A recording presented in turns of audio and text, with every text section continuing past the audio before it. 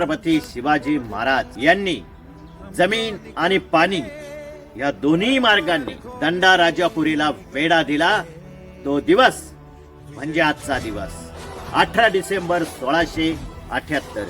या दिवशी छत्रपती शिवाजी महाराजांच्या मार्गदर्शनाखाली शिवसैन्याने दंडा राजापुरीला असा आक्रमक वेढा दिला की त्या वेढ्यामध्येच महाराजांच्या सैन्याने जंजिऱ्यावरती तोफांचा मारा केला. व्यूहरचना आणि रणनीती ही इतकी नियोजनपूर्वक होती की जंजिऱ्याचा सिद्दीक कासिम हतबल झाला आणि हतबल झाल्यामुळं त्यानं तह करण्याचा सुद्धा मनात विचार केला होता. तो दिवस म्हणजे आजचा दिवस.